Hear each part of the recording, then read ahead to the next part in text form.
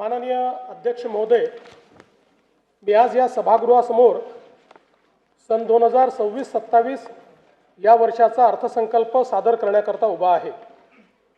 हा अर्थसंकल्प केवळ आगामी वर्षाचा जमा खर्च नसून तो विकसित महाराष्ट्र 2047 कडे जाणाऱ्या आपल्या प्रवासाचा एक महत्त्वाचा टप्पा आहे। आपल्या सर्वांचे आराध्य दैवत युगपुरुष छत्रपती शिवाजी महाराज, धर्मवीर स्वराज्य रक्षक छत्रपती संभाजी महाराज, स्वराज्य जननी जिजाऊ माँसाहेब, छत्रपती राजश्री शाहू महाराज, महामानव डॉक्टर बाबासाहेब आंबेडकर, राजमाता पुण्यश्लोक अहिल्यादेवी होळकर, क्रांतिज्योती सावित्रीबाई फुले, साहित्यरत्न लोकशाहीर अण्णाभाऊ साठे या सर्व महामानवांना मी अभिवादन करतो। आधुनिक भारतातील सामाजिक क्रांतीचे अग्रदूत, थोर समाज सुधारक व मानवी ज्योतिराव फुले यांच्या जन्माला 11 एप्रिल 2017 200 वर्ष पूर्ण होत आहेत। त्या निमित्ताने सन 2026-27 या वर्षात महात्मा फुले यांच्या कार्याचा गौरव करण्यासाठी एक समिती स्थापन करून विविध सामाजिक उपक्रम राबविण्यात येतील व त्यासाठी आवश्यक निधी उपलब्ध करून देण्यात येईल। संत गाडगेबाबा यांचे हे 150वे जयंती वर्ष आहे। त्यानिमित्ताने संत गाडगेबाबा यांचे जन्मस्थळ, कर्मभूमी व अंतिम श्रद्धास्थान या ठिकाणांना एकत्रित जोडून संत गाडगेबाबा तीर्थक्षेत्र सर्किट विकसित करण्यात येईल। ग्रामीण भागाच्या सर्वसमावेशक विकासासाठी प्रमुख राज्यस्तरीय अभियाने एकत्रित करून संत गाडगेबाबा ग्राम समृद्धी अभियान राबविण्यात येईल। तसेच संत गाडगेबाबा उन्नत ग्राम योजनेअंतर्गत 75 गावांमध्ये कृत्रिम बुद्धिमत्तेच्या सहाय्याने नागरिकांचे जीवनमान उंचवण्यासाठी पथदर्शी प्रकल्प राबविण्यात येईल। भारतरत्न डॉक्टर बाबासाहेब आंबेडकर यांच्या महाड, जिल्हा रायगड येथील चौदार तळे सत्याग्रहाच्या शताब्दी वर्षानिमित्त तेथील पायाभूत सोयी सुविधांकरता विकास आराखडा तयार करण्यात येईल। महात्मा फुले, संत गाडगेबाबा व डॉक्टर बाबासाहेब आंबेडकर या महामानवांच्या स्मृतीचे हे विशेष वर्ष लक्षात घेता सन 2026-27 हे वर्ष सामाजिक समता व समरसता वर्ष म्हणून साजरे करण्यात येईल। त्यांच्या कार्याचा गौरव करून विविध सामाजिक उपक्रम राबविण्यासाठी आवश्यक निधी उपलब्ध करून देण्यात येईल। हिंदुहृदय सम्राट बाळासाहेब ठाकरे यांच्या जन्मशताब्दी वर्षपूर्ती निमित्त मी त्यांना अभिवादन करतो। त्यांच्या दादर मुंबई येथील राष्ट्रीय स्मारकाचे पहिल्या टप्प्याचे काम पूर्ण झाले असून दुसऱ्या टप्प्याचे काम जून 2026 पर्यंत पूर्ण करण्याचे नियोजन आहे। तसेच त्यांच्या स्मृतीप्रित्यर्थ काही योजना देखील राज्य सरकार सुरू करणार आहे। त्याचं सविस्तर माहिती पुढे सांगण्यात येईल। कालच जगद्गुरू संत तुकाराम महाराज बीज सोहळा संपन्न झाला। संत तुकाराम महाराजांना वंदन करून देहू येथील राष्ट्रसंत जगद्गुरू संत तुकाराम महाराजांच्या जन्मस्थानाच्या जतन व संवर्धनासाठी विकास आराखडा हाती घेण्याची मी घोषणा करतो। अध्यक्ष महोदय, हे भाषण करताना माझे मन अत्यंत जड झाले आहे। सर्वाधिक वेळा उपमुख्यमंत्रीपद आणि दीर्घकाळ वित्त विभागाची धुरा सांभाळलेले राज्याचे लाडके नेतेचा अर्थसंकल्प मांडला। अजितदादा व अर्थसंकल्प हे नाते दृढ झाले होते। त्यांच्या करड्या शिस्तीमुळेच महाराष्ट्राची वित्तीय स्थिती कठीण काळातही स्थिर राहिली। काम करणारा माणूस ही त्यांची ओळख आणि त्यांनी दिलेली विकासाची दिशा आजही आपल्याला प्रेरणा देत आहे। त्यांना श्रद्धांजली म्हणून सर्व मान्यवरांशी चर्चा करून त्यांच्या व्यक्तिमत्वाला साजेसे भव्य स्मारक उभारण्यात येईल। तसेच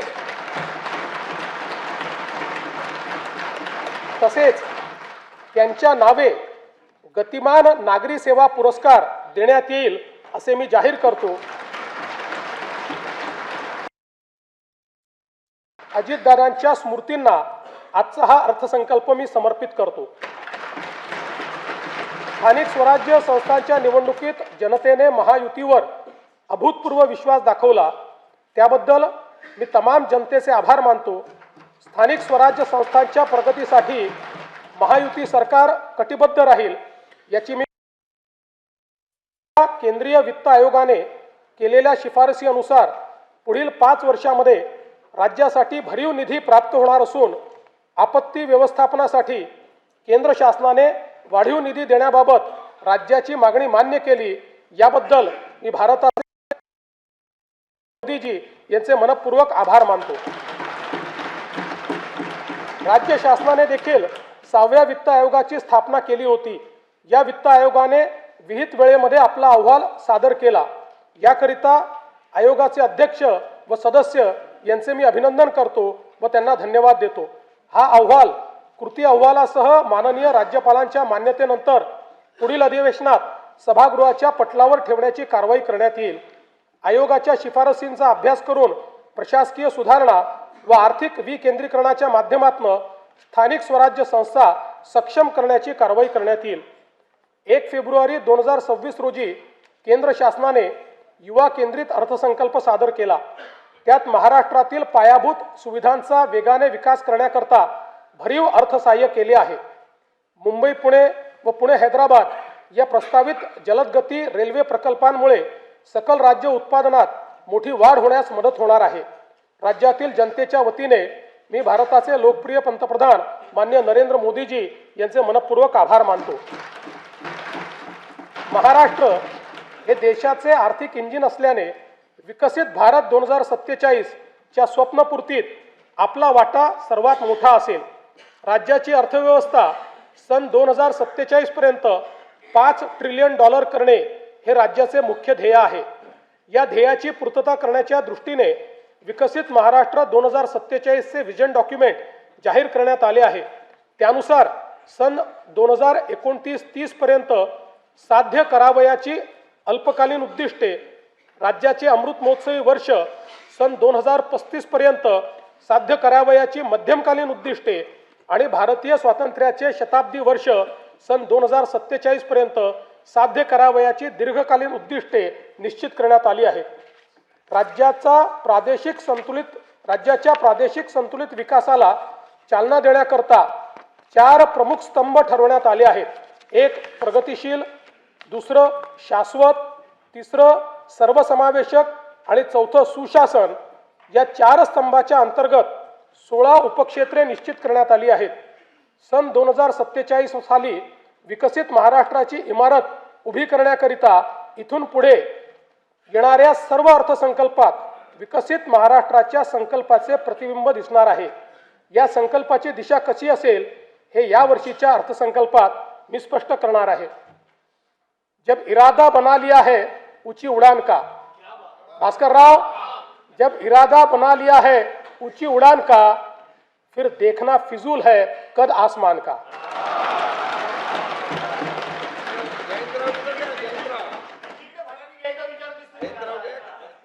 स्तंभ पहिला प्रगतिशील महाराष्ट्र, उपक्षेत्र पहिले कृषी संलग्न क्षेत्र आणि ग्रामीण विकास।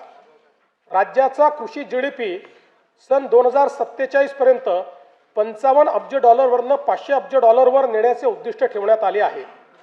राज्याचा पोशिंदा बळीराजाला केंद्रस्थानी ठेवून शेतीमालाला जागतिक बाजारपेठ उपलब्ध होण्याकरता 10 ते 15 पिकांसाठी एकात्मिक मूल्य साखळी तयार करण्यात येईल।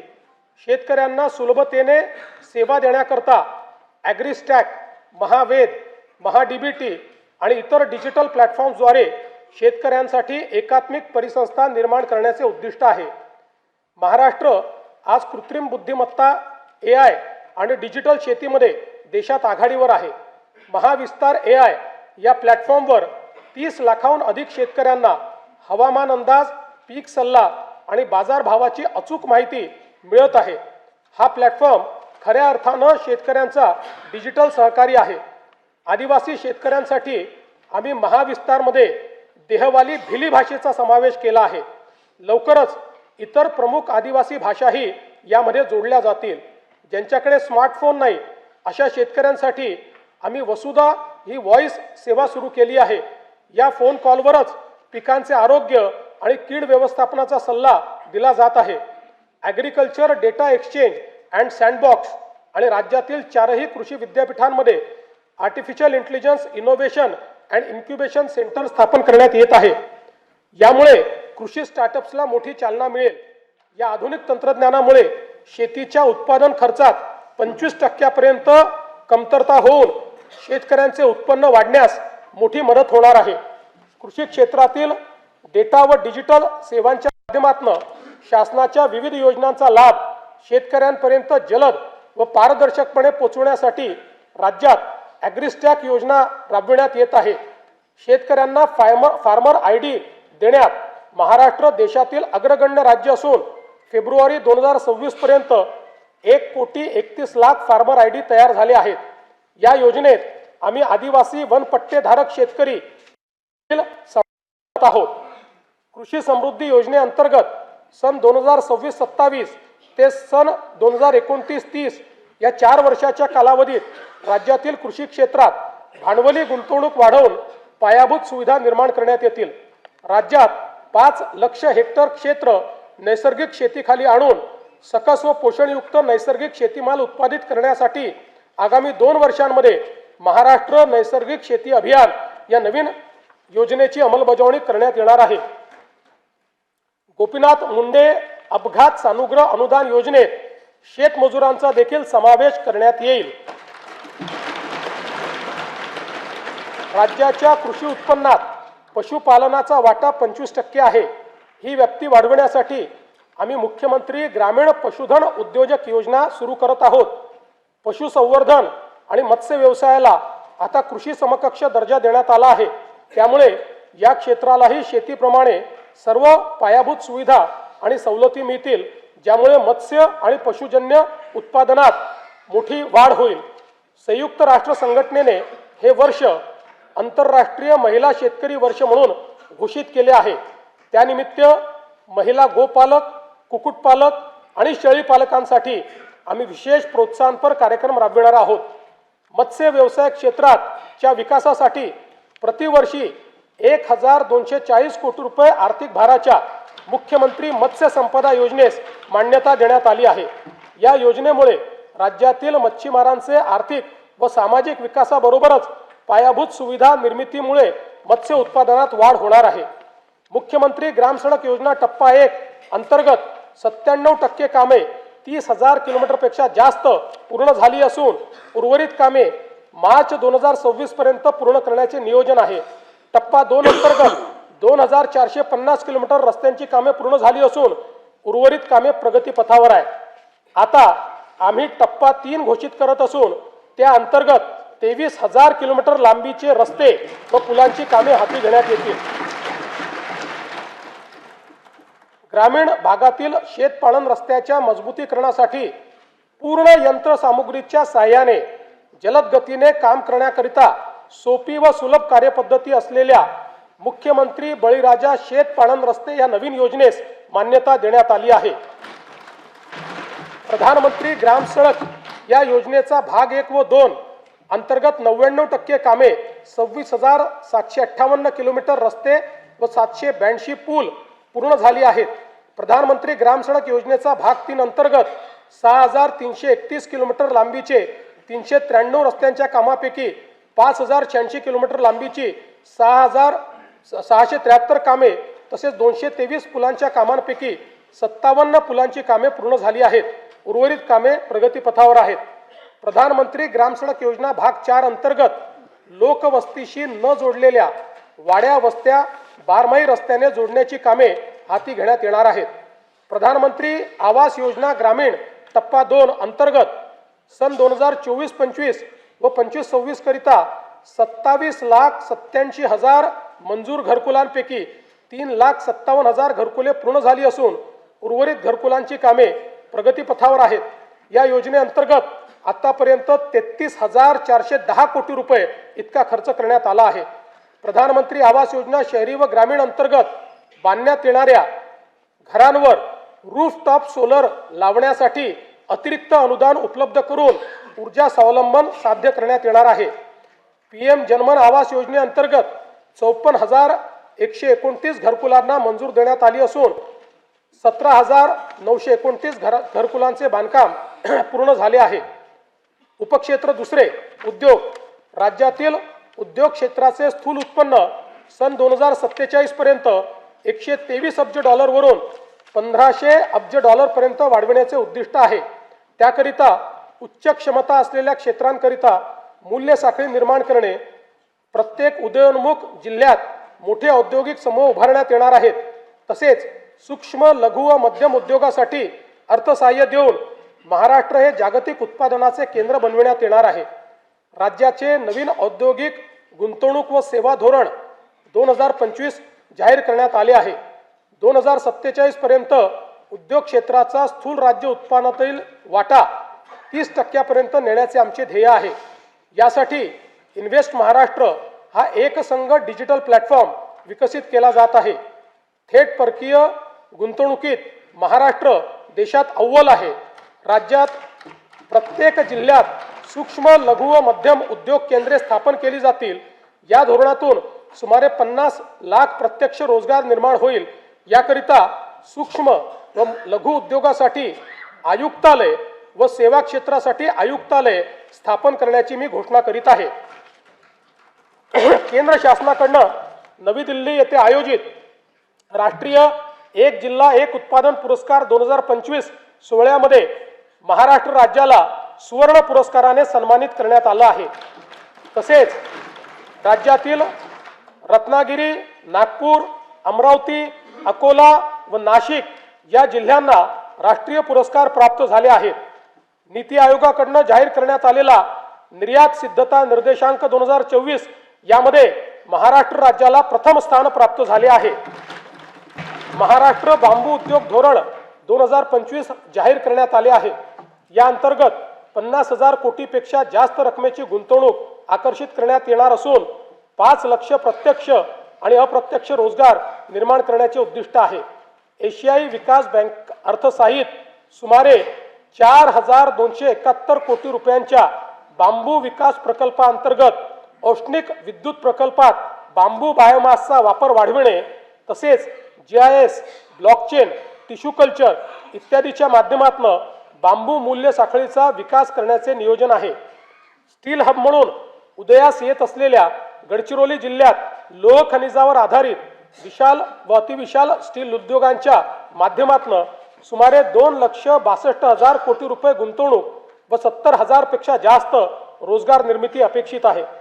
गडचिरोली जिल्ह्यातील खनिज संपत्तीची वाहतूक सुरळीत होण्याकरता आणि जिल्ह्याच्या विकासाला गती देण्याच्या दृष्टीने रस्ते विकास कार्यक्रम हाती घेण्यात आला आहे।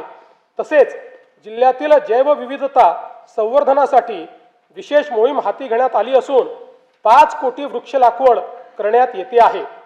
राज्यातील नवीन महाराष्ट्र रत्ने व आभूषणे धोरण 2025 जाहीर करण्यात आले आहे। या अंतर्गत 1 लाख कोटी रुपयाची गुंतवणूक व 5 लाख रोजगार निर्मिती करण्याचे उद्दिष्ट निश्चित करण्यात आले आहे। उपक्षेत्र तिसरे सेवा क्षेत्र, राज्यात सेवा क्षेत्राचे स्थूल उत्पन्न सन 2047 पर्यंत 312 अब्ज डॉलरवरून 3,000 अब्ज डॉलरपर्यंत नेण्याचे महत्त्वाकांक्षी उद्दिष्ट ठेवण्यात आले आहे। मुंबई आणि पुण्याला 50 अब्ज डॉलरचे मीडिया टेक आणि AVGC केंद्र बनवणे, 30 लाखाहून अधिक रोजगार निर्मिती करण्यासाठी जागतिक क्षमता केंद्र स्थापन करणे, तसेच नव उपक्रम शहरांची उभारणी करण्याचे उद्दिष्ट ठेवण्यात आले आहे। महाराष्ट्र राज्याला ॲनिमेशन, गेमिंग आणि व्हिज्युअल इफेक्ट्स AVGC क्षेत्रात जगात अव्वल बनवण्यासाठी AVGC XR धोरण 2025 जाहीर केले आहे। याद्वारे राज्यात 295 पेक्षा जास्त स्टुडिओ, विशेष पार्क्स आणि स्टार्टअप्सला प्रोत्साहन दिले जाईल। मागील वर्षी केंद्र व राज्य शासन यांच्या संयुक्त विद्यमाने मुंबईत जागतिक दृकश्राव्य मनोरंजन परिषद वेव्ज यशस्वीपणे संपन्न झाली।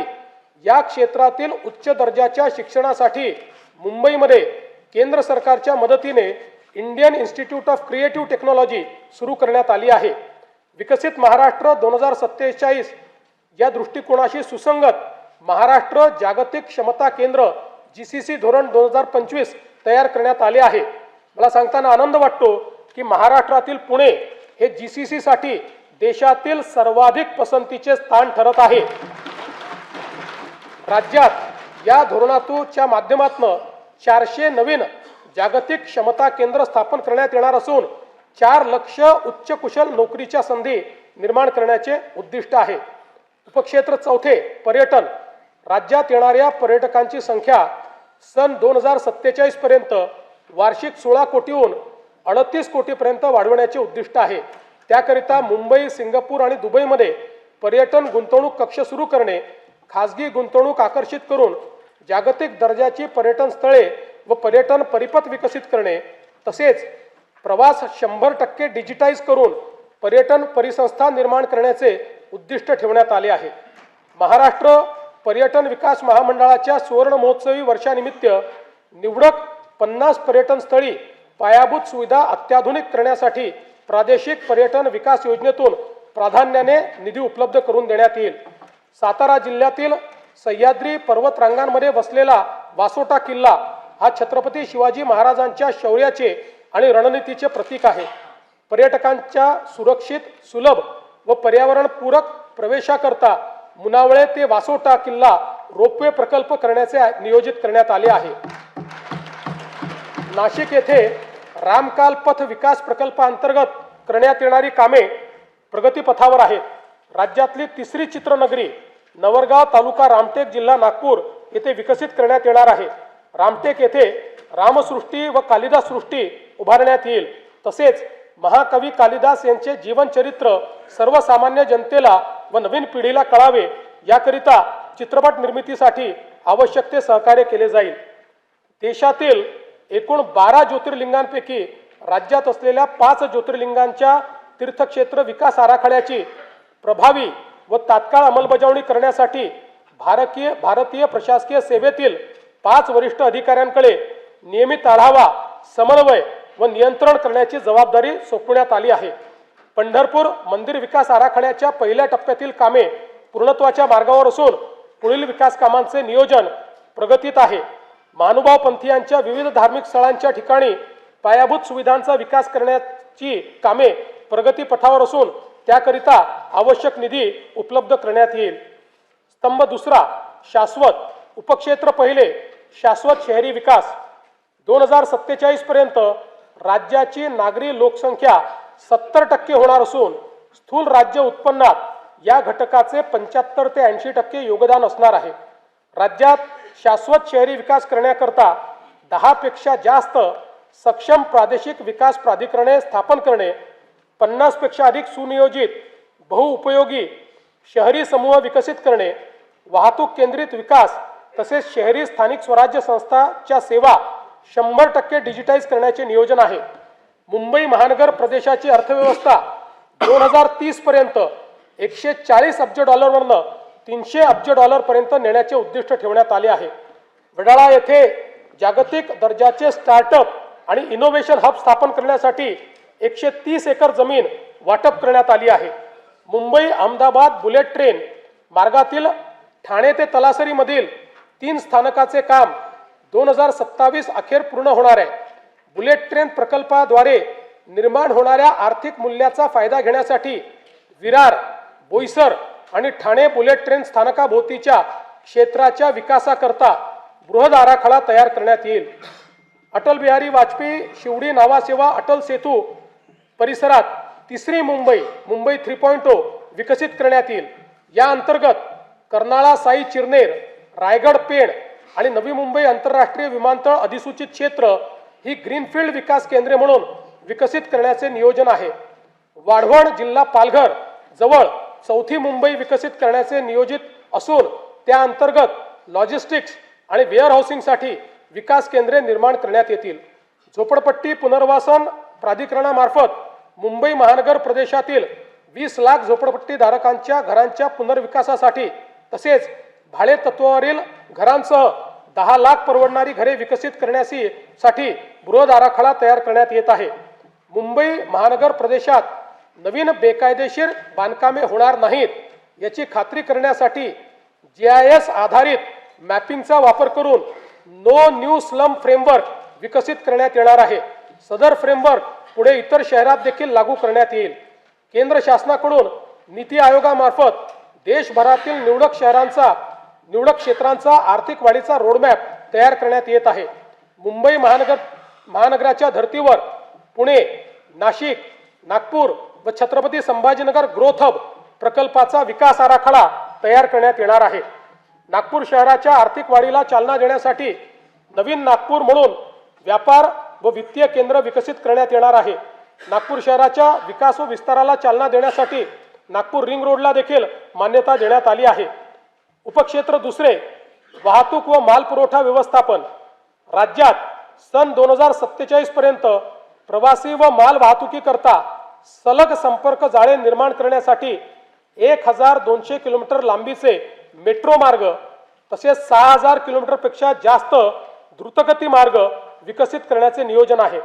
मुंबई, पुणे व नागपूर शहरामध्ये एकूण 490 किलोमीटर लांबीच्या मेट्रो मार्गिका उभारण्याचे काम हाती घेण्यात आले असून त्यापैकी 173 किलोमीटर लांबीच्या मार्गिका वाहतुकीसाठी खुल्या करण्यात आल्या आहेत. तसेच आगामी वर्षात 50 किलोमीटर लांबीच्या मार्गिका वाहतुकीसाठी खुल्या करण्याचे नियोजन आहे. सन 2029 पर्यंत आणखी 165 किलोमीटर लांबीच्या मेट्रो मार्गिका या सुरू करण्यात येणार आहेत. वडाळा ते gateway of India Mumbai metro मार्गिका 11 हा 23,487 कोटी रुपये किमतीचा पूर्णतः भूमिगत प्रकल्प हाती घेण्यात आला आहे. या प्रकल्पाचा विस्तार धारावी पुनर्वसन प्रकल्पातून पुढे वांद्रे उपनगरीय स्थानक व वांद्रे टर्मिनस पर्यंत करण्याचे नियोजन आहे. मुंबई विमानतळ आणि नवी मुंबई विमानतळ यांना जोडणारा मुंबई मेट्रो मार्ग 8 हा 22,862 कोटी रुपये किमतीचा प्रकल्प हाती घेण्यात येणार आहे. तळोजा ते खांदेश्वर नवी मुंबई मेट्रो मार्ग 2 या 5,575 कोटी रुपये किमतीच्या प्रकल्पामुळे नवी मुंबई विमानतळापर्यंत वाहतूक व्यवस्थेत लक्षणीय सुधारणा होईल. रस्त्यावरील वाहतूक कोंडी दूर करण्यासाठी मुंबई आणि पुणे शहरात भुयारी मार्गांचे जाळे उभारण्याचा शासनाचा मानस आहे. मुंबई शहरातील ऑरेंज गेट पूर्व मुक्त मार्ग ते मरीन ड्राईव्ह दरम्यान भुयारी मार्ग प्रकल्पाच्या लॉन्चिंग शाफ्टचे बांधकाम पूर्ण झाले आहे. हा प्रकल्प डिसेंबर 2028 पर्यंत पूर्ण करण्याचे नियोजन आहे. मुंबईतील पूर्व आणि पश्चिम परिसराला जोडणाऱ्या गोरेगाव मुलुंड या भुयारी मार्गाच्या पहिल्या टप्प्याचे काम अंतिम स्तरावर आहे. ठाणे ते बोरिवली या 18,838 कोटी रुपये किमतीच्या भुयारी मार्गाचे काम प्रगतीपथावर असून जून 2028 पर्यंत तो पूर्ण करण्याचे नियोजन आहे. खारघर ते तुर्भे या सुमारे 6 किलोमीटर लांबीच्या 2,100 कोटी रुपये किमतीच्या भुयारी मार्गाचे काम सप्टेंबर 2028 पर्यंत पूर्ण करण्याचे नियोजन आहे. एकात्मिक भुयारी मार्ग रस्ता प्रकल्पांतर्गत वांद्रे वरळी सागरी सेतू ते बुलेट ट्रेन स्थानक, वांद्रे कुर्ला संकुल ते छत्रपती शिवाजी महाराज आंतरराष्ट्रीय विमानतळ जोडण्यात येणार आहे. गायमुख जंक्शन ते फाउंटन हॉटेल जंक्शन दरम्यान सुमारे 6 किलोमीटर लांबीचा भुयारी मार्ग व फाउंटन हॉटेल ते भाईंदर दरम्यान 9 किलोमीटर लांबीचा उन्नत मार्ग प्रस्तावित आहे. पूर्वेकडील अटल सेतू ते पश्चिमेकडील सागरी किनारा मार्ग आणि वांद्रे वरळी सागरी सेतू यांच्या दरम्यान सिग्नल विरहित वाहतुकीकरता शिवडी वरळी या उन्नत मार्गाचे काम प्रगतीपथावर असून सप्टेंबर 2026 पर्यंत हे काम पूर्ण करण्याचे नियोजन आहे. ऐरोली ते कटई नाका या उन्नत मार्गाचे भाग 3 चे काम हाती घेण्यात येत आहे. ठाणे ते नवी मुंबई आंतरराष्ट्रीय विमानतळ असा उन्नत मार्ग बांधण्याच्या प्रकल्पाला मान्यता देण्यात आली आहे. अटल सेतू ते मुंबई पुणे द्रुतगती मार्गापर्यंत 1,102 कोटी रुपये किमतीचा उन्नत मार्ग फेब्रुवारी 2027 पर्यंत पूर्ण करण्याचे नियोजन आहे. दक्षिण मुंबईला समृद्धी महामार्गाशी थेट जोडण्याकरता छेडानगर ते आनंदनगर व आनंदनगर ते साकेत ठाणे या उन्नत मार्गाचे काम डिसेंबर 28 पर्यंत पूर्ण करण्याचे नियोजन आहे. तसेच साकेत ते आमणे या उन्नत मार्गाच्या कामाचा प्रकल्प अहवाल तयार करण्यात येत आहे.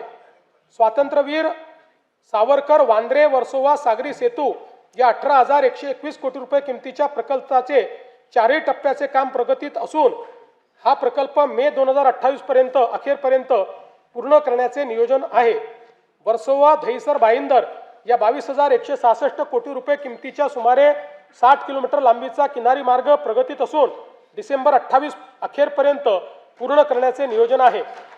मुंबई वाढवण द्रुतगती जोडणी करण्याकरता उत्तम ते विरार या सुमारे 58,754 कोटी रुपये किमतीच्या सागरी सेतूचे काम हाती घेण्यात येत आहे. बाळकुम ते गायमुख या ठाणे किनारी रस्ता प्रकल्पाचे काम प्रगतीपथावर असून प्रकल्प डिसेंबर 2028 पर्यंत पूर्ण करण्याचे नियोजन आहे. अटल सेतूला नवी मुंबई आंतरराष्ट्रीय विमानतळाशी जोडण्याकरता उल्वे किनारी मार्गाचे काम जुलै 2026 पर्यंत पूर्ण करण्याचे नियोजन आहे. पनवेल ते कर्जत या 2782 कोटी रुपये किमतीच्या प्रकल्पाचे काम अंतिम टप्प्यात असून तो लवकरच वाहतुकीसाठी खुला करण्याचे नियोजन आहे. मुंबई नागरी परिवहन प्रकल्प 3B या 14,907 कोटी रुपये किमतीच्या कामास मान्यता देण्यात आली असून त्यात राज्य शासनाचा 50% आर्थिक सहभाग आहे. या प्रकल्पाअंतर्गत बदलापूर कर्जत, आसनगाव ते कसारा, पनवेल ते वसई या दरम्यान सुमारे 69 किलोमीटर लांबीचे नवीन उपनगरीय रेल्वे कॉरिडॉर प्रस्तावित आहेत. पुणे लोणावळा 3ऱ्या व 4थ्या रेल्वे मार्गिकेच्या 5,100 कोटी रुपये किमतीच्या प्रकल्पास मान्यता देण्यात आली आहे. या प्रकल्पाचा पिंपरी चिंचवड, आकुर्डी आणि तळेगाव या औद्योगिक पट्ट्यांना थेट लाभ होईल. पुणे महानगर मेट्रो रेल्वे प्रकल्प टप्पा 2 मधील खडकवासला स्वारगेट, हडपसर खराडी मेट्रो मार्गिकेच्या उपमार्गिका हडपसर ते लोणी काळभोर आणि हडपसर बस डेपो ते सासवड रोड या प्रकल्पास मान्यता देण्यात आली आहे. पुण्यातील रामवाडी ते वाघोली दरम्यान 11 किलोमीटर लांबीच्या मेट्रो प्रकल्पास देखील मान्यता देण्यात आली आहे. येरवडा ते कात्रज आणि हिंजवडी ते सिंहगड रोड या 54 किलोमीटर दुहेरी भुयारी मार्गाचा व्यवहार्यता अहवाल तयार करण्यात येत आहे. राज्यातील विविध रेल्वे प्रकल्पांसाठी 50% राज्य हिश्श्यासाठी आवश्यक निधी उपलब्ध करून देण्यात आला आहे. महाराष्ट्र अमृतकाल रस्ते विकास योजना 2025 ते 47 अंतर्गत राज्यातील रस्त्यांचा टप्प्याटप्प्याने विकास केला जाईल. या योजनेत 6,272 किलोमीटरचे द्रुतगती मार्ग, 14,919 किलोमीटरचे राज्य व जिल्हा मार्ग तसेच 4,247 किलोमीटरचे पर्यटन परिपथ समाविष्ट आहेत. ही योजना महाराष्ट्राला $5 ट्रिलियन अर्थव्यवस्थेकडे नेण्यासाठी महत्त्वाची ठरणार आहे. पवनार जिल्हा वर्धा ते पत्रादेवी जिल्हा सिंधुदुर्ग या शक्तीपीठ महामार्गाच्या कोल्हापूर व सिंधुदुर्ग जिल्ह्यातील सुधारित संरेखनास मान्यता देण्यात आली असून भूसंपादनाची कारवाई अंतिम टप्प्यात आहे. कल्याण जिल्हा ठाणे ते लातूर पर्यंत ग्रीनफील्ड द्रुतगती महामार्ग उभारण्याचे प्रस्तावित असून त्याच्या संरेखनाची कारवाई सुरू आहे. राज्यातील 1,000 पेक्षा अधिक लोकसंख्या असलेल्या महत्त्वाचं आहे राज्यातील 1,000 पेक्षा अधिक लोकसंख्या असलेल्या गावांना कॉन्क्रीट रस्त्याने जोडण्यात येईल असे मी घोषित करत आहे. त्यासाठी एशियाई विकास बँकेच्या सहाय्याने 4,500 कोटी रुपये किमतीचा कार्यक्रम राबविण्यात येणार आहे. राज्यातील विदर्भात पूर्व विभागातील नैसर्गिक खनिज संपत्तीने समृद्ध असलेल्या भागाचा सर्वांगीण विकासाच्या दृष्टीने नागपूर गोंदिया, भंडारा गडचिरोली, नागपूर चंद्रपूर या प्रवेश नियंत्रित शीघ्र संचार द्रुतगती महामार्गांच्या कामास मान्यता देण्यात आली आहे. वाढवण बंदराला देखील समृद्धी महामार्गाने जोडण्याकरता तवा ते भरवीर माल वाहतूक कॉरिडॉरच्या कामास मान्यता देण्यात आली आहे. पुणे ते शिरूर हे 53 किलोमीटर लांबीचे 7,514 कोटी रुपये किमतीचे उन्नत मार्गाचे काम मंजूर करण्यात आले आहे. तळेगाव चाकण हा 6,499 कोटी रुपये किमतीचा 25 किलोमीटर लांबीचा उन्नत मार्ग व चाकण शिक्रापूर या 5,232 कोटी रुपये किमतीच्या 28 किलोमीटर लांबीच्या रस्त्याच्या 6 पदरीकरणाची कामे हाती घेण्यात आली आहेत. पुणे ते छत्रपती संभाजीनगर जलद व सुलभ प्रवासासाठी शिरूर ते छत्रपती संभाजीनगर या 192 किलोमीटर लांबीच्या 14,886 कोटी रुपये किमतीच्या ग्रीनफील्ड महामार्गाचा प्रकल्प अहवाल तयार करण्यात येत आहे. छत्रपती संभाजीनगर विमानतळ ते वाळुंज MIDC दरम्यान उन्नत मार्गाचे काम 2 टप्प्यामध्ये करण्यात येईल. हडपसर यवत या 5,262 कोटी रुपये किमतीच्या 31.50 किलोमीटर लांबीच्या 6 पदरी रस्त्याचे काम हाती घेण्यात आले आहे. नवी मुंबई आंतरराष्ट्रीय विमानतळावरून देशांतर्गत विमानसेवा 25 डिसेंबर 2025 पासून सुरू झाली आहे. छत्रपती संभाजीराजे आंतरराष्ट्रीय विमानतळ पुरंदर पुणेकरिता विशेष हेतू प्राधिकरणाची स्थापना करण्यास मान्यता देण्यात आली असून भूसंपादनाची प्रक्रिया अंतिम टप्प्यात आहे. गडचिरोली येथे ग्रीनफील्ड विमानतळासाठी भूसंपादनाची प्रक्रिया सुरू करण्यात आलेली आहे। लातूर, बारामती व अमरावती येथील विमानतळाच्या ठिकाणी रात्रीच्या उड्डाणाकरता सुविधा उपलब्ध करून देण्यात येणार आहे। शिर्डी, नाशिक, छत्रपती संभाजीनगर, अमरावती, अकोला, रत्नागिरी, यवतमाळ व कराड विमानतळांच्या विस्तारीकरणाची कामे सुरू करण्यात येत आहेत। मुंबई महानगर प्रदेशातील वाढत्या वाहतूक कोंडीला पर्यायी पर्यावरणपूरक व स्वस्त उपाय म्हणून सध्याचे जलमार्गांचे 125 किलोमीटरचे जाळे 340 किलोमीटरपर्यंत विस्तारण्यात येणार आहे। त्यामुळे सध्या वार्षिक 1,60,00,000 असलेली प्रवासी संख्या 2031 पर्यंत 7,39,00,000 पर्यंत वाढेल। यासाठी 21 विद्यमान जलमार्गावरील 20 टर्मिनलचे अद्ययावतीकरण आणि 11 नवीन जलमार्गावर 24 टर्मिनलची निर्मितीसाठी 6,600 कोटी रुपयाचा खर्च अपेक्षित आहे। मुंबईमधील रेडिओ क्लब येथील नवीन जेटी प्रकल्प डिसेंबर 2027 पर्यंत पूर्ण करण्याचे नियोजन आहे। देशातील सर्वात मोठे बंदर म्हणून उदयास येत असलेल्या पालघर जिल्ह्यातील वाढवण बंदर प्रकल्पाकरिता राज्य हिस्सा म्हणून आवश्यक निधी टप्प्याटप्प्याने उपलब्ध करून देण्यात येणार आहे।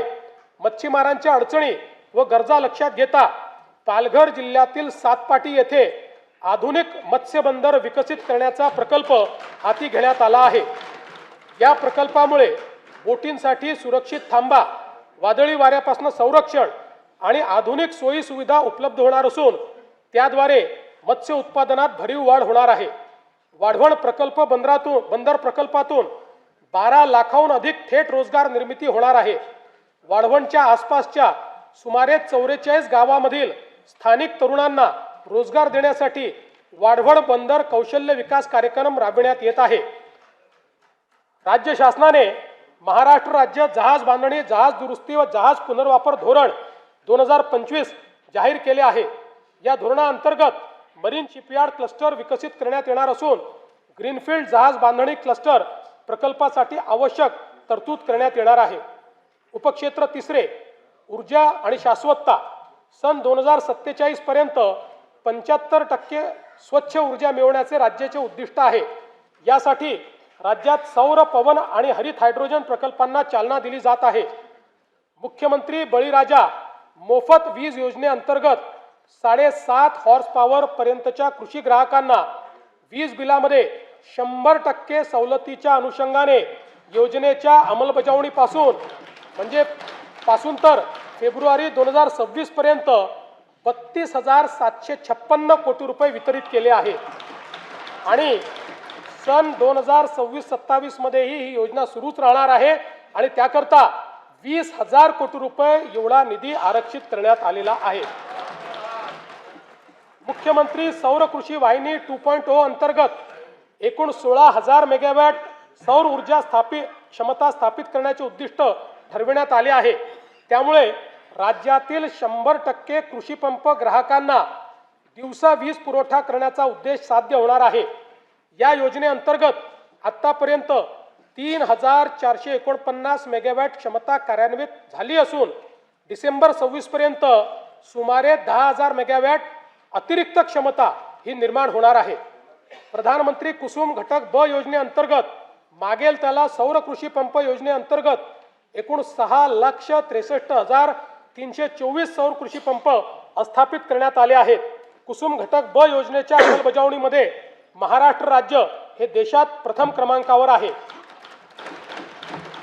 मला सांगण्यास आनंद वाटतो की मागेल त्याला सौर कृषी पंप योजनेअंतर्गत डिसेंबर 2025 या एकाच महिन्यात 45,911 इतके सौर कृषी पंप बसवून महाराष्ट्र राज्याची गिनीज बुक ऑफ वर्ल्ड रेकॉर्डमध्ये नोंद झाली आहे। प्रधानमंत्री सूर्यघर मोफत वीज योजनेची अंमलबजावणी देशात राज्य दुसऱ्या क्रमांकावर आहे। आतापर्यंत 4,57,000 घरगुती ग्राहकांनी 1,735 मेगावॅट पेक्षा जास्त क्षमतेचे रूफटॉप सोलर स्थापित केले आहेत।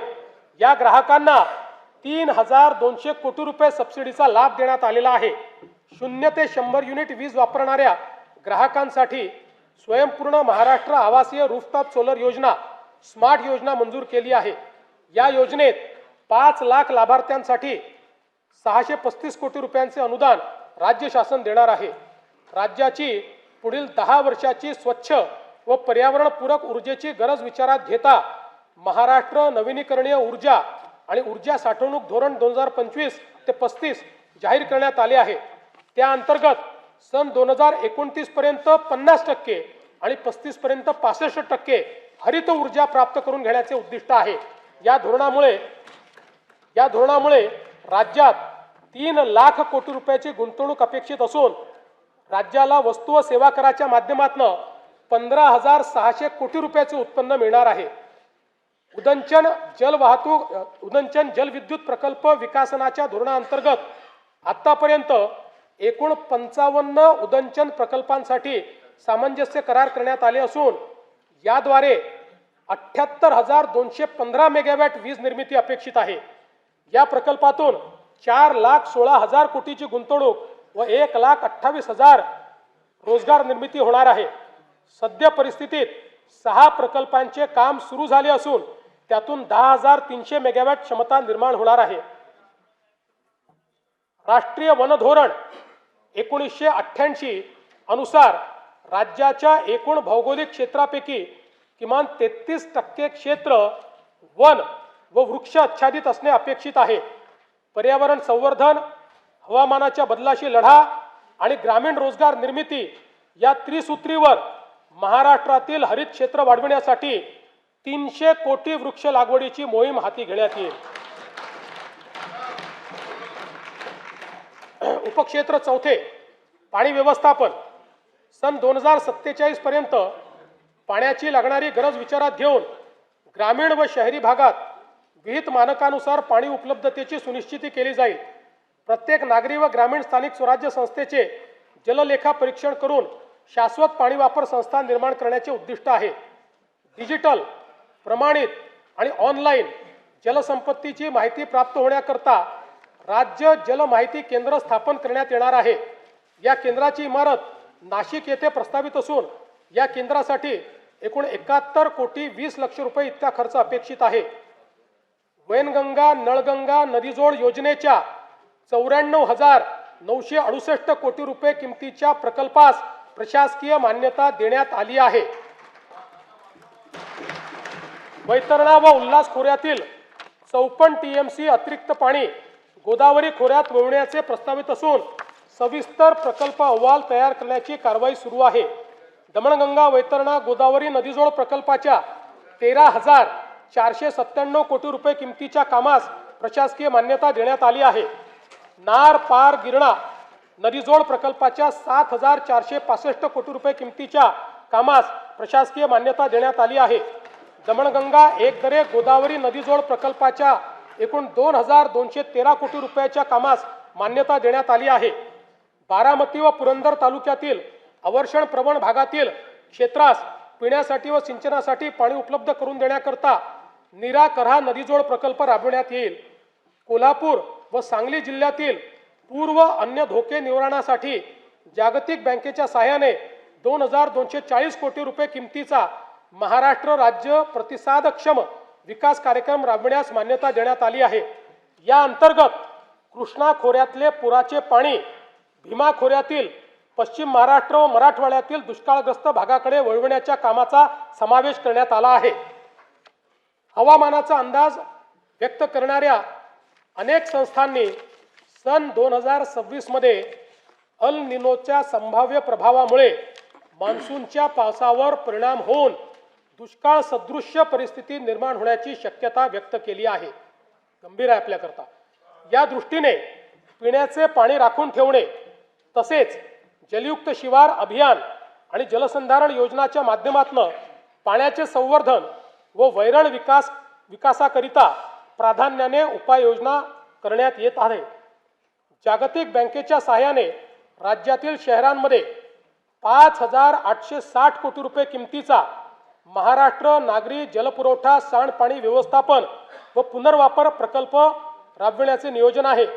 या कार्यक्रमाअंतर्गत नागरी सांडपाण्यावर 100% प्रक्रिया करून प्रभावी पुनर्वापर करण्यात येणार आहे. स्तंभ तिसरा, सर्वसमावेशक उपक्षेत्र पहिले सामाजिक न्याय व कल्याण विजन डॉक्युमेंट 2047 द्वारे सर्वसमावेशक विकास साधताना समाजाच्या प्रत्येक घटकाच्या उन्नतीसाठी प्रयत्न करण्यात येत आहेत. सर्व बालकांसाठी सुरक्षित आणि पोषणक्षम वातावरणाची हमी, महिला नेतृत्वाखालील उद्योजकता वाढविणे, ज्येष्ठ नागरिकांना आरोग्यदायी, सुरक्षित व सन्मानजनक जीवनाची खात्री तसेच शाश्वत व वैविध्यपूर्ण उपजीविका निर्माण करण्याचे उद्दिष्ट आहे. महत्त्वाचा विषय पाणी पिऊन देतो. पाणी कुठे ठेवलं माझं?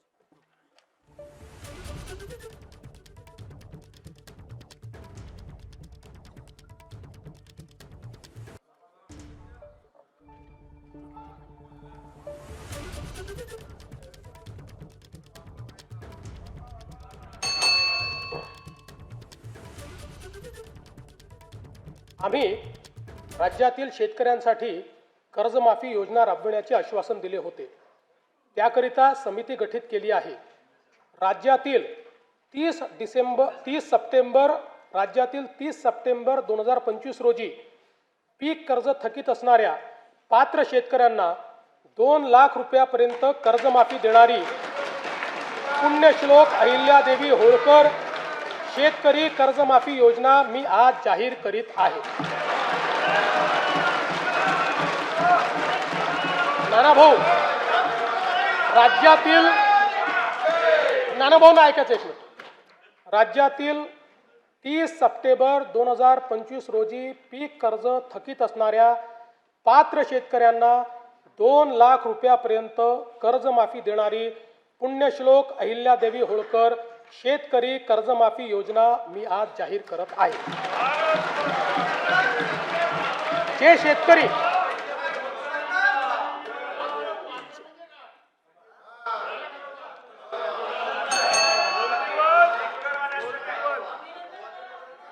तुम्ही पण जाहीर केले तर पात्रच म्हटलं होतं, पात्रच म्हणावं लागतं, अपात्राला देता येत नाही. ऐका पुढे, अजून संपलं नाही आहे. अरे अजून संपलं नाही, थांबा रे बाबा. शांत बसा, शांत बसा. जे शेतकरी कर्ज घेऊन नियमित परतफेड करतात अशा शेतकऱ्यांना प्रोत्साहन देण्याच्या हेतूने नियमित कर्ज परतफेड केलेली असल्यास अशा पात्र शेतकऱ्यांना 50,000 रुपयापर्यंत प्रोत्साहनपर लाभ देण्यात येईल. कर्जमाफी तसेच प्रोत्साहनपर लाभ देण्याबरोबर कोकणाला हे जास्त महत्त्वाचं आहे, कारण कोकणातले लोक सगळे कर्ज परत करतात. कर्जमाफी तसेच प्रोत्साहनपर लाभ देण्याबरोबरच राज्यातील बँकिंग यंत्रणा सक्षम असावी यासाठी समितीच्या शिफारसीतील निकषानुसार निर्णय घेण्यात येईल. शेतकरी वारंवार कर्जबाजारी न होता त्याला कायमस्वरूपी कर्जमुक्त करण्याचा शासनाचा संकल्प असून याबाबत समितीच्या शिफारसी अनुसार दीर्घकालीन उपाययोजना करण्यात येत आहेत. अनुसूचित जाती घटकांच्या सर्वांगीण विकासासाठी राजश्री शाहू महाराज शिष्यवृत्ती योजना, विद्यार्थी वसतिगृहे, भारतरत्न डॉक्टर बाबासाहेब आंबेडकर कृषी स्वावलंबन योजना, लोक साहित्यरत्न लोकशाहीर अण्णाभाऊ साठे नागरी वस्ती सुधार योजना इत्यादी योजना राबविण्यात येत आहेत. महात्मा फुले मागासवर्गीय विकास महामंडळ, साहित्यरत्न लोकशाहीर अण्णाभाऊ साठे विकास महामंडळ, संत रोहिदास चर्मोद्योग आणि चर्मकार विकास महामंडळाद्वारे अनेक योजना राबविण्यात येत आहेत. सन 2026-27 मध्ये अनुसूचित जाती घटक कार्यक्रमाअंतर्गत 23,150 कोटी रुपये इतका नियतव्यय प्रस्तावित आहे. माननीय सर्वोच्च न्यायालयाच्या आदेशानुसार राज्यातील अनुसूचित जातींच्या आरक्षणाचे उपवर्गीकरण करण्याकरिता प्रारूप आराखडा करण्याच्या दृष्टीने समिती गठीत करण्यात आली आहे. समितीचा अहवाल लवकरच अपेक्षित असून शिफारसीनुसार समुचित लाभ देण्याची पुढील आवश्यक कारवाई करण्यात येईल.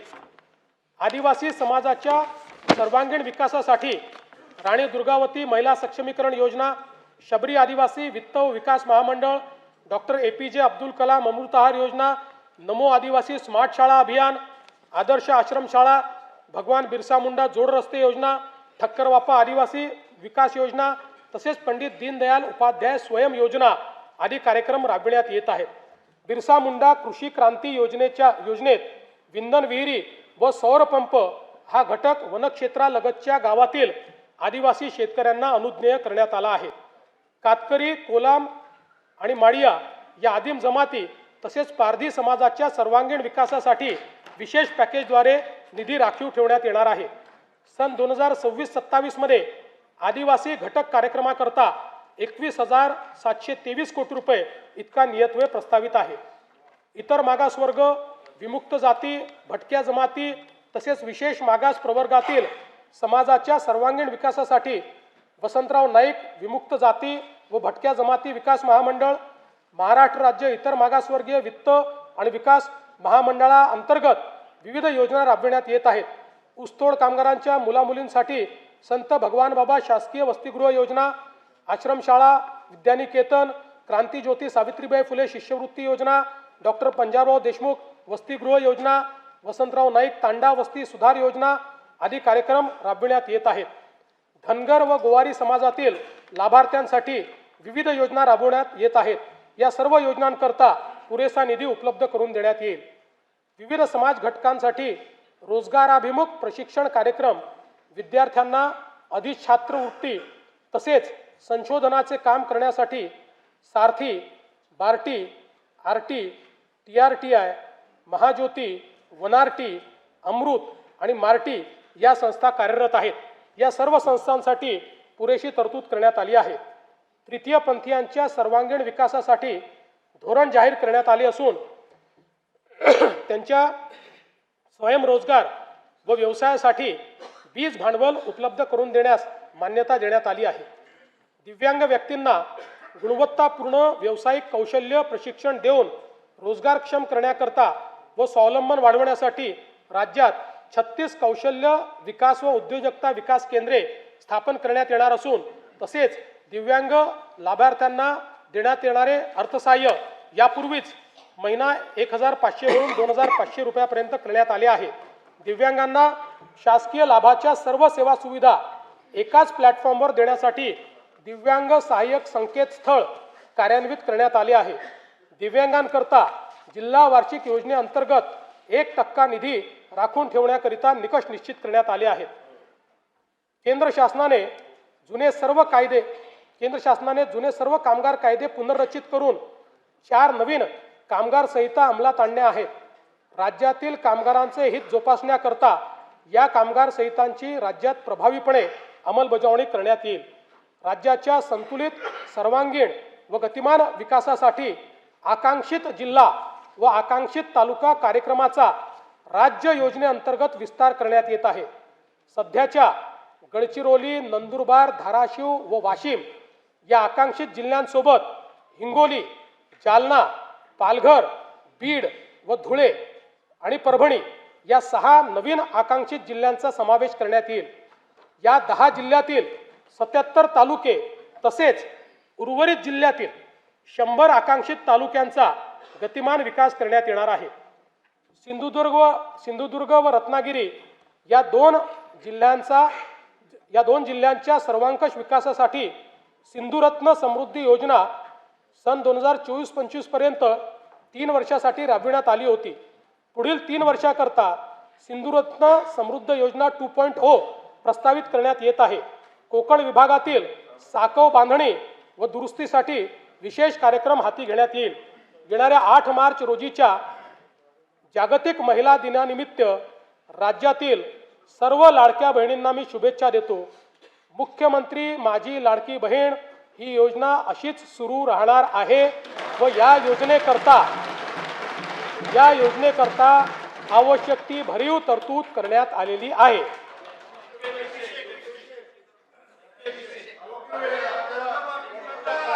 काळजी करू नका. तुमच्या मनातली एक एक गोष्ट आम्हीच पूर्ण करतोय, आम्हीच करत राहणार आहे. फक्त कोर्टात जाऊ नका, योजनेच्या विरुद्ध कोर्टात जाऊ नका.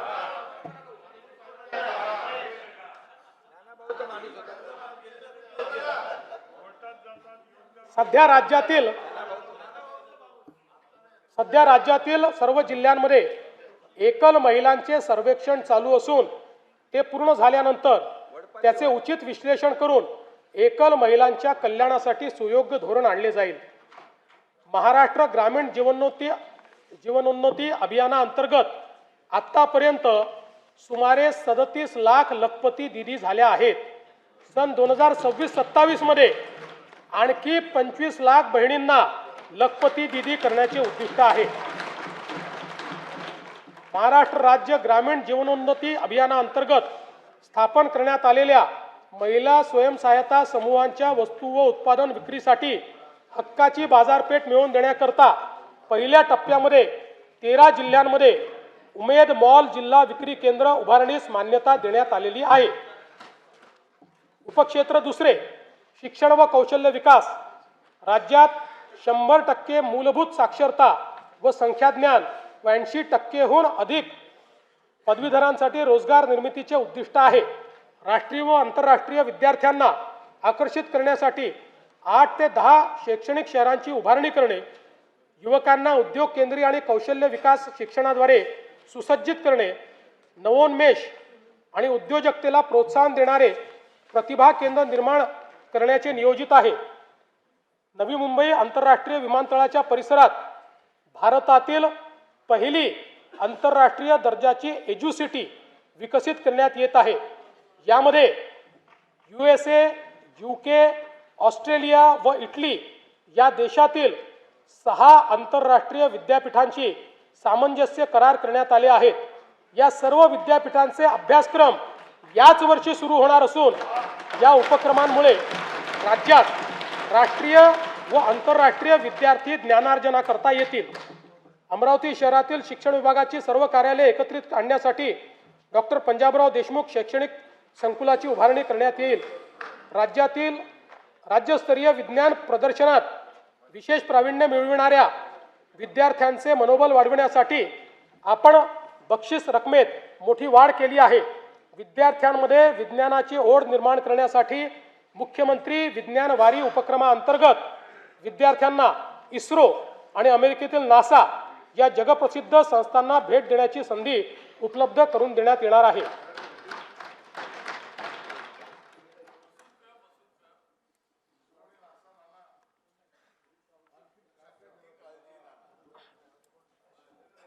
जागतिक बँकेच्या सहकार्याने आपण दक्ष हा महत्त्वाकांक्षी प्रकल्प राबवत असून या अंतर्गत Mahima Maharashtra agency for holistic international mobility and advancement या संस्थेची स्थापना केली जाईल.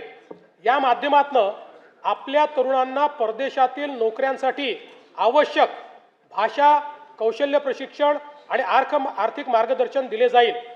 राज्यातील समुपदेशन सेवांचा विस्तार व अधिक संघटित व्यवस्था निर्माण करण्यासाठी 36 नवदिशा केंद्रे स्थापन करण्यात येतील.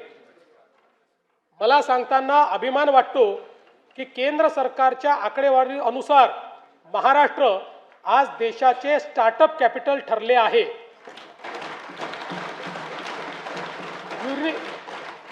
युनिकॉर्न्सच्या संख्येतही आपलेच राज्य देशात प्रथम क्रमांकावर आहे.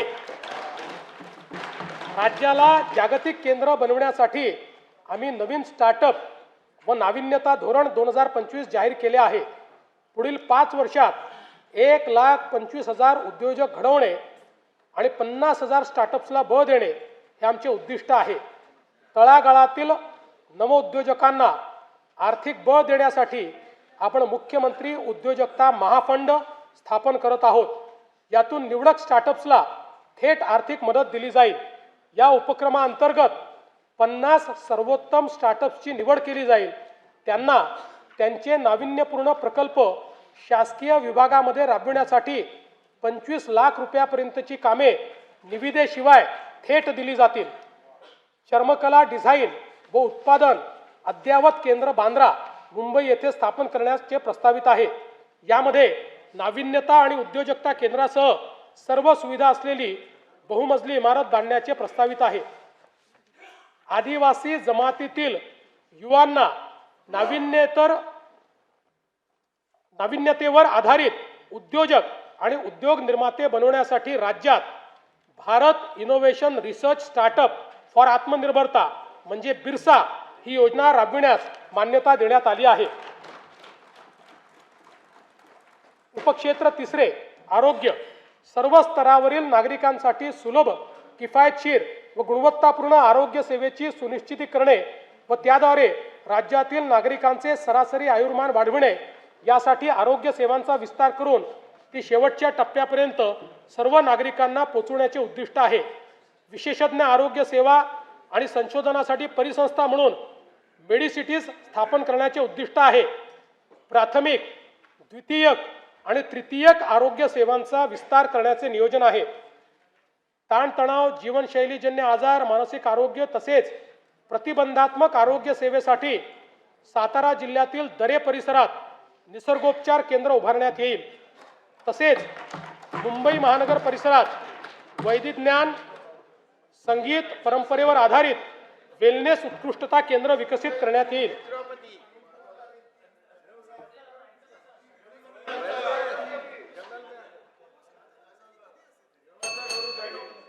तुम्ही भेट द्यायला या म्हणजे तुम्हाला समजेल.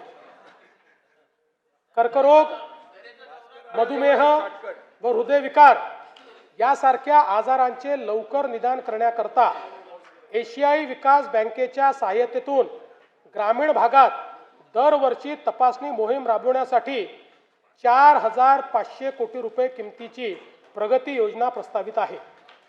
राज्यातील 29 महानगरपालिका, 247 नगरपरिषदा आणि 147 नगरपंचायतीमध्ये राष्ट्रीय आरोग्य कार्यक्रम व आरोग्य विभागाच्या सर्व गुणवत्तापूर्ण सुविधा देण्याकरता समन्वय साधणे व कामकाजाचे संनियंत्रण करण्यासाठी शहरी आरोग्य आयुक्तालयाची स्थापना करण्यास मान्यता देण्यात येत आहे. राज्यात डिजिटल सार्वजनिक आरोग्य परिसंस्था निर्माण करण्यासाठी महाराष्ट्र डिजिटल आरोग्य तंत्रज्ञान अभियान राबविण्यात येईल.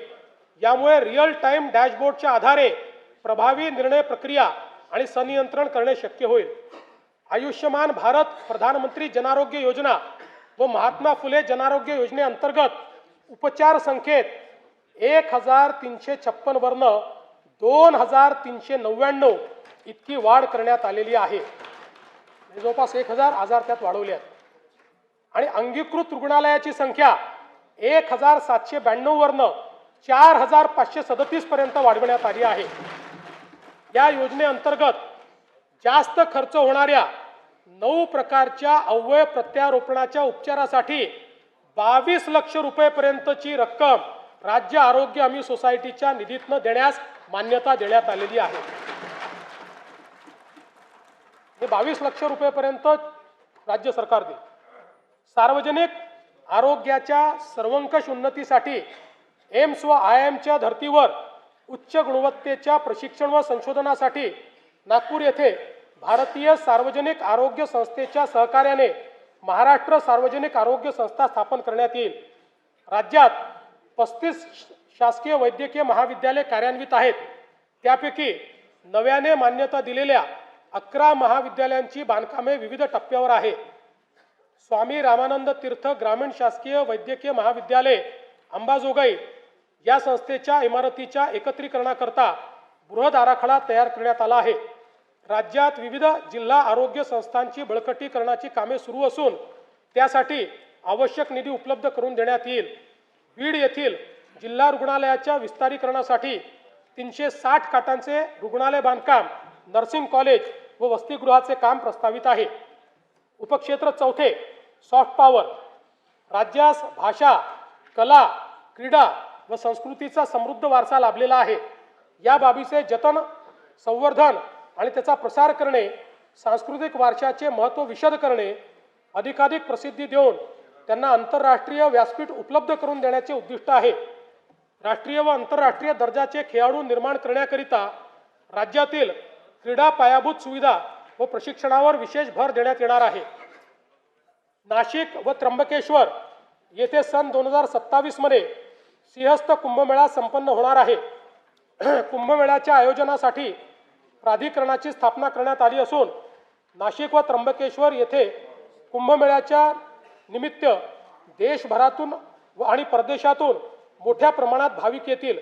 या कुंभमेळ्याचे सुयोग्य आयोजनासाठी एकात्मिक विकास आराखडा तयार करण्यात आला असून त्याकरता आवश्यक तो सर्व निधी उपलब्ध करून देण्यात येत आहे. या अंतर्गत गोदावरी नदी स्वच्छता, त्र्यंबकेश्वर येथे उपसा योजनेद्वारे अमृत स्नान, व पिण्याच्या पाण्याची व्यवस्था, मलनिस्सारण प्रकल्प, घाट सुशोभीकरण व इतर सुशोभीकरणाची कामे प्रगतीपथावर आहेत. नाशिक विमानतळ, Nashik ring road, Nashik railway station, Nashik bus station इत्यादी सर्व पायाभूत सुविधांच्या श्रेणीवर्धनाची कामे पूर्ण करण्याचे नियोजन आहे. युनेस्कोच्या जागतिक वारसा नामांकन प्राप्त 12 किल्ल्यांमध्ये राज्यातील रायगड, राजगड, प्रतापगड, साल्हेर, लोहगड, शिवनेरी, पन्हाळा, खांदेरी, सुवर्णदुर्ग, सिंधुदुर्ग, विजयदुर्ग आणि तामिळनाडू राज्यातील जिंजी या किल्ल्यांचा समावेश आहे. या ऐतिहासिक किल्ल्यांचे जतन करण्याकरता आवश्यक उपाययोजना करण्यात येत आहेत. आंबेगाव बुद्रुक, तालुका हवेली, जिल्हा पुणे येथे शिवसृष्टी प्रकल्पासाठी आणि सिंधुदुर्ग जिल्ह्यातील राजकोट किल्ला परिसर विकासासाठी आवश्यक निधी उपलब्ध करून देण्यात येईल. आग्रा येथे छत्रपती शिवाजी महाराजांचे स्मारक व पानिपत हरियाणा काला अम येथे मराठा शौर्य स्मारक उभारण्यास मान्यता देण्यात आली आहे. या स्मारकांच्या जागा निश्चितीसाठी संबंधित राज्य सरकारशी समन्वय साधण्यात येत आहे. स्वराज्यासाठी प्राणाची आहुती देणारे छत्रपती संभाजी महाराजांच्या मौजे तुळापूर येथील भव्य स्मारकाचे काम जून 2026 पर्यंत पूर्ण करण्याचे नियोजन आहे. मौजे वडू बुद्रुक येथील समाधीस्थळाचे काम जून 2027 पर्यंत पूर्ण करण्याचे नियोजन आहे. संगमेश्वर, जिल्हा रत्नागिरी येथील स्मारकाच्या कामाचा नियोजन आराखडा अंतिम टप्प्यात असून हे काम देखील लवकरच हाती घेण्यात येईल. छत्रपती संभाजी महाराज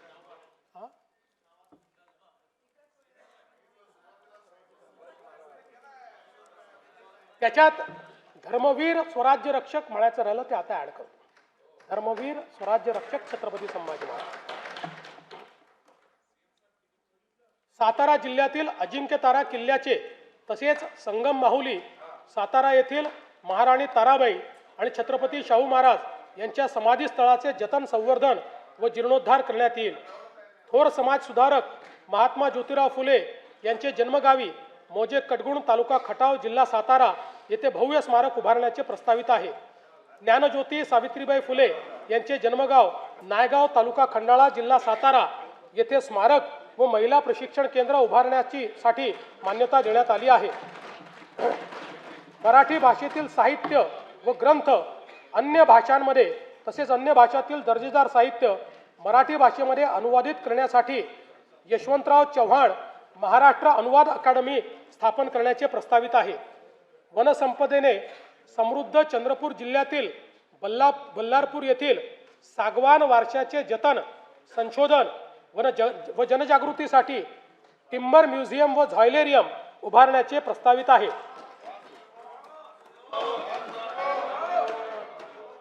सन 2036 मध्ये होणाऱ्या ऑलिम्पिक स्पर्धांचे आयोजन करण्यासाठी भारत प्रयत्नशील आहे.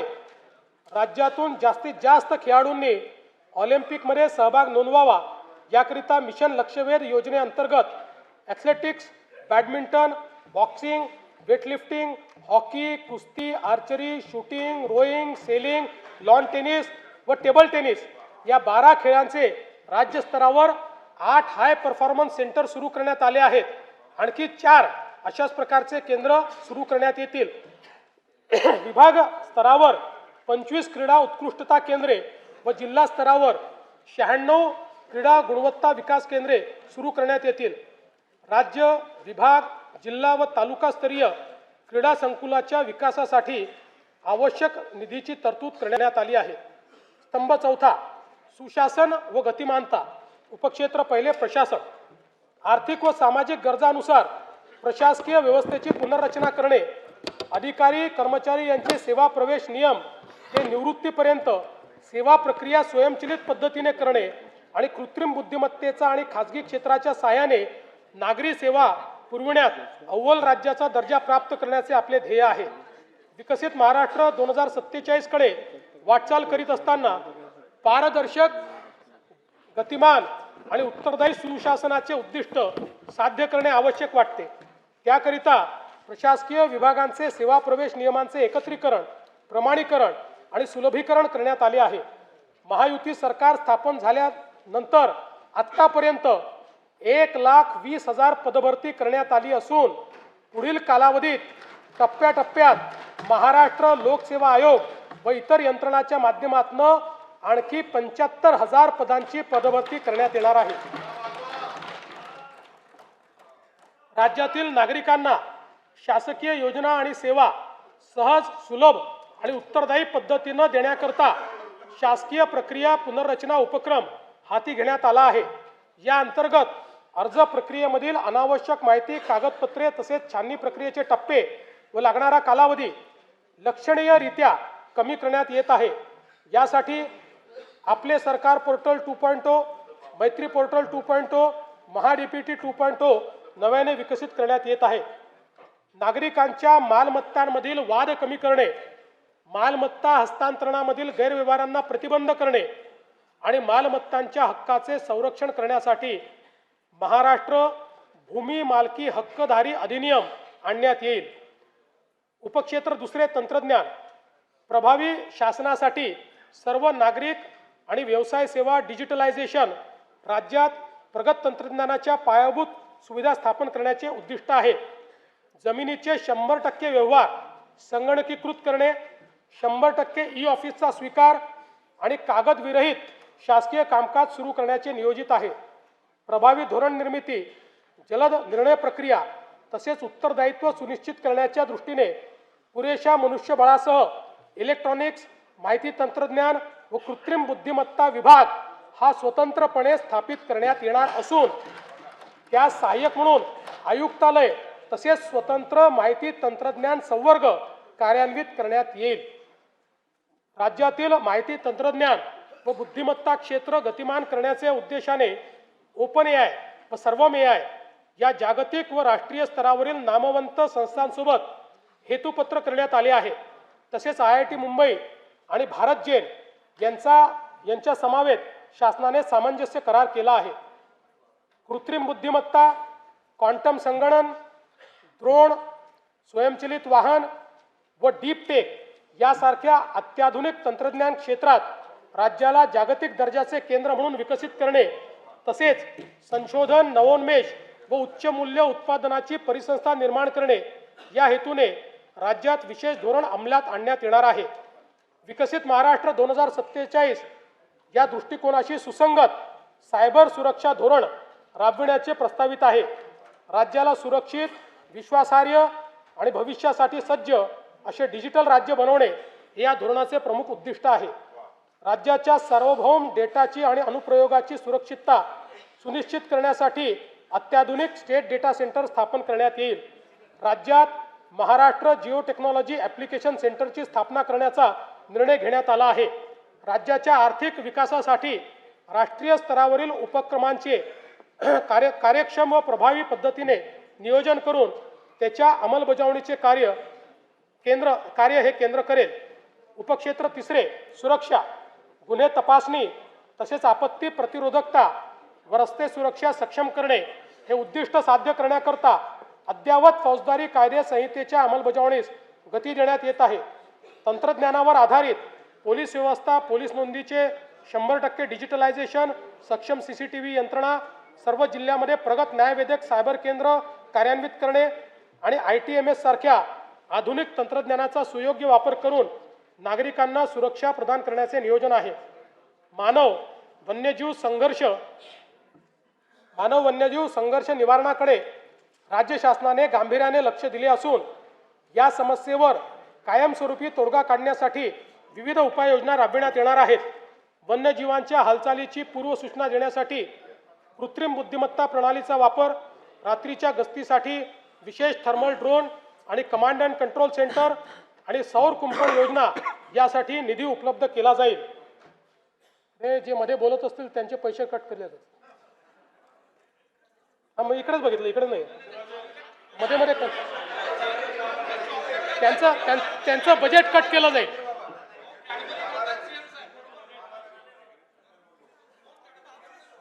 त्यांना परमनंट नाशिकमध्ये बसवण्यात येईल.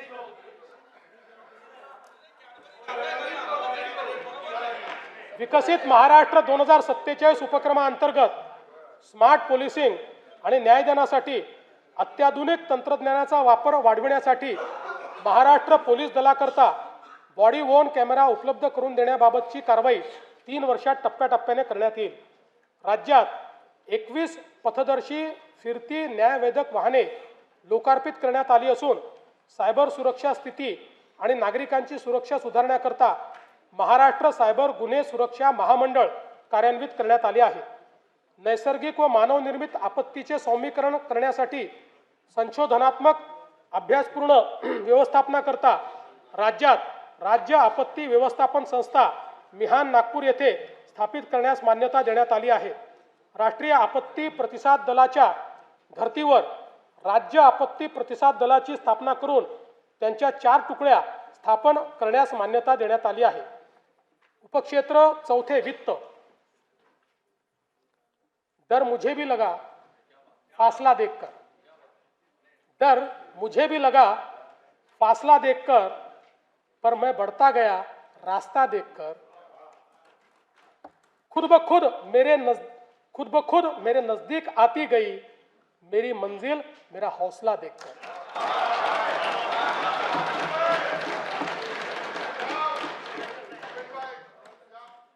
खर्चाचे सुसूत्रीकरण, महसूल प्रणालीचे आधुनिकीकरण, कामगिरीवर आधारित अंदाजपत्रकाची सुनिश्चिती आणि पर्यायी वित्तपुरवठ्याच्या स्रोतांचा वापर या उपक्रमाद्वारे दूरदर्शी आर्थिक व्यवस्थापन आणि पर्यायी शाश्वत राजकोषीय मार्ग सुनिश्चित करणे हे राज्याचे उद्दिष्ट आहे.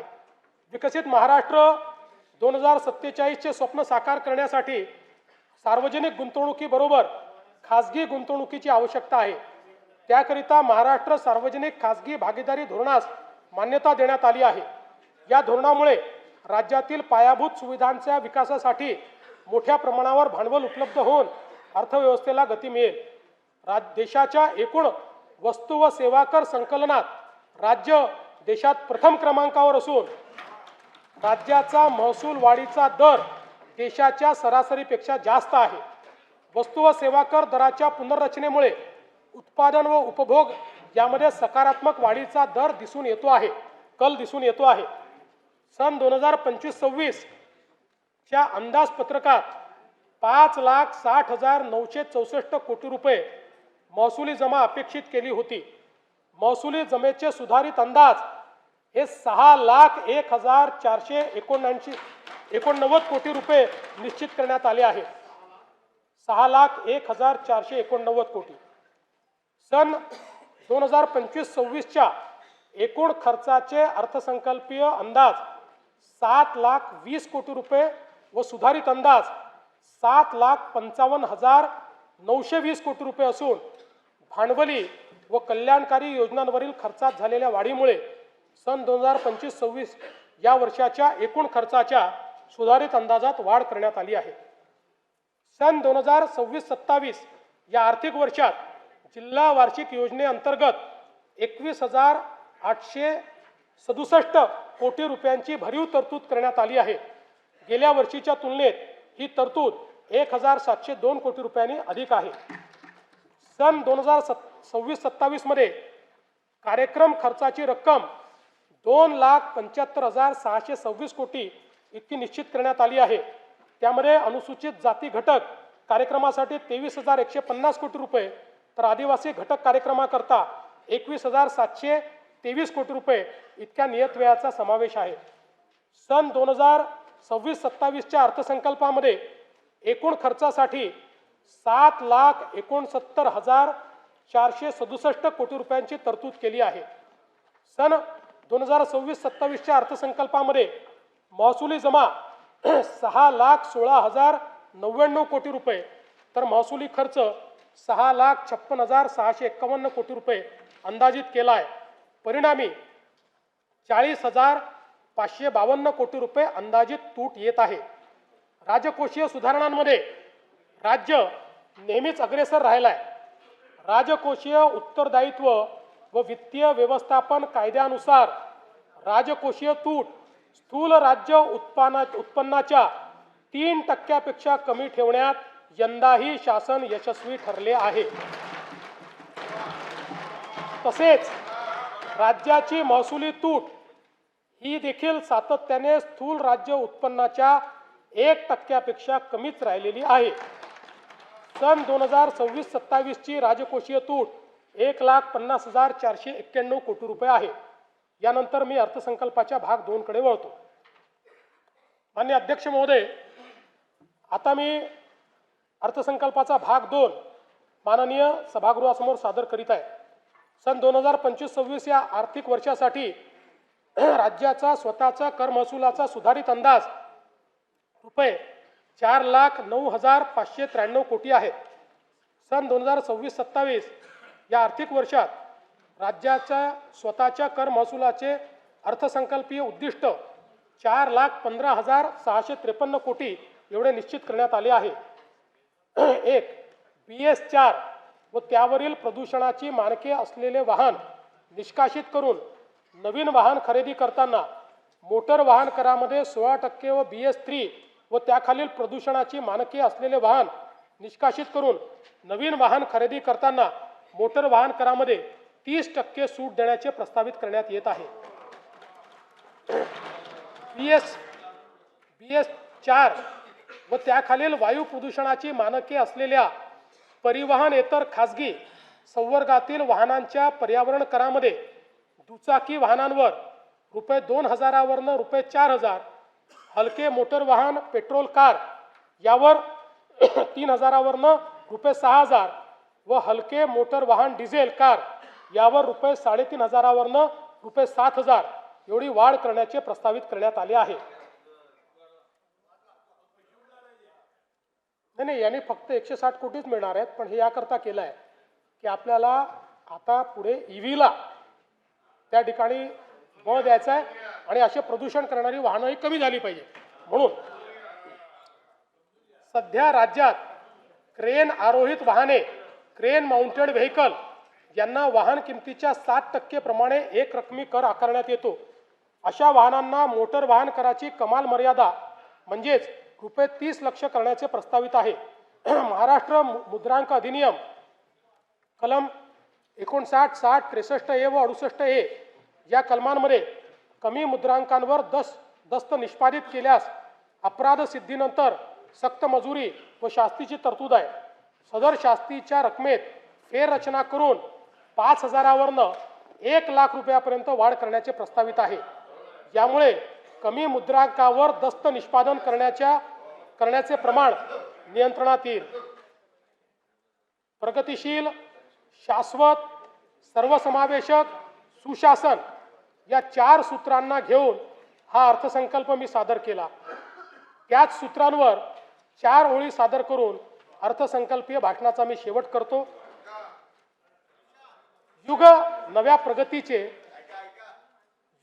प्रगतीचे शाश्वत आणि दमदार विकासाचे, सुशासन आणि सर्वसमावेशकतेचे, नाविन्यतेचे आणि पारदर्शी प्रामाणिकतेचे सूत्र हेच विकसित महाराष्ट्राचे.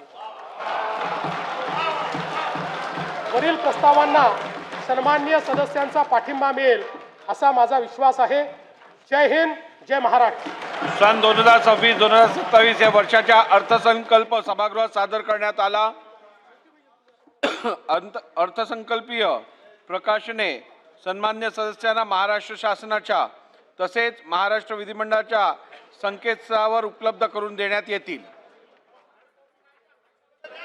सभागृहाची पुस्तकं मिळणारच नाही. आता पेपरलेस करायचं आहे आपल्याला. साहेब, आमच्यासारखे लोकांना ते प्रिंटआउट काढता येईल. प्रिंटआउट आमचं अवघड जातं खरं सांगायला गेलं तर. आमच्या वेळेला हे नव्हतं. शिकायला लागेल आता द्यायला हळूहळू. पाहिजे होती खरं.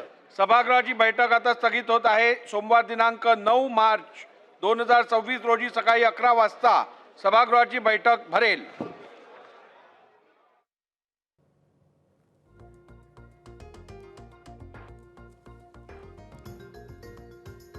तर शेतकऱ्यांना 2 लाख रुपयांपर्यंतची माफी, 30 सप्टेंबर 2025 पर्यंत थकलेल्या कर्जाची माफी ही एक महत्त्वाची घोषणा आहे. पीक कर्ज थकीत असणाऱ्या शेतकऱ्यांना 2 लाखांची कर्जमाफी देण्याची घोषणा सुद्धा या अर्थसंकल्पामध्ये करण्यात आली आहे. नियमित कर्ज फेडणाऱ्यांना 50,000 पर्यंतचा प्रोत्साहन भत्ता देखील देण्यात येणार आहे. त्याचबरोबर नवी कर्जमाफी योजना देखील सुरू होते आहे पुण्यश्लोक अहिल्यादेवी होळकर यांच्या नावे। मुख्यमंत्री फडणवीसांनी शेतकऱ्यांसाठी या काही महत्त्वाच्या घोषणा केलेल्या आहेत। 2 लाख रुपयांपर्यंतच्या कर्जमाफीची घोषणा देखील करण्यात आली आहे। एबीपी माझा, उघडा डोळे बघा नीट।